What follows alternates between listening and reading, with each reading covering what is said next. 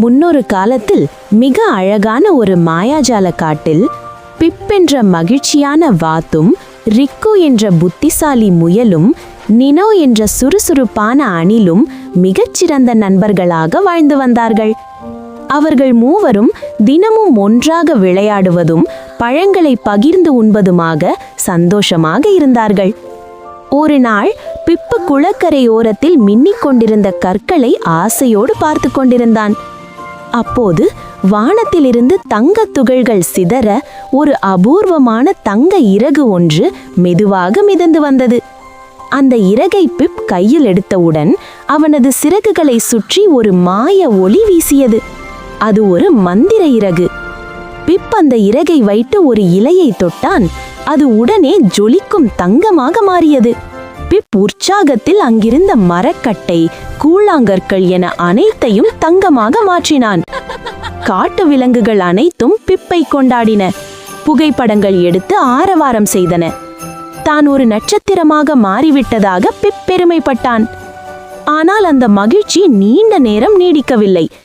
பிப் பசியோடு தானியத்தை உண்ண முயன்றபோது அந்த உணவும் தங்கக்கட்டியாக மாறியது. அதிர்ச்சியடைந்த பிப் தாகத்திற்கு தண்ணீர் குடிக்க குளத்தில் வாயை வைத்தான். அந்த நீரும் உறைந்த தங்கமாக மாறியது. பசியையும் தாகத்தையும் தங்கத்தால் தீர்க்க முடியாது என்பதை பிப் உணர்ந்து பயப்படத் தொடங்கினான். அப்போது விளையாட்டுக்காக நினோ வீசிய ஒரு விதை காற்றில் வரும்போதே தங்கமாக மாறியது. அந்த காடே அமைதியானது. நண்பர்கள் விளையாட முடியாமல் தவித்தனர். சோர்ந்து போன பிப்பை தூக்கிவிட ரிக்கு வந்தபோது ரிக்குவின் கையும் மெல்ல தங்கமாக மாற தொடங்கியது. தன் நண்பனை இழக்கப் போகிறோம் என்ற பயத்தில் பிப் அலறினான்.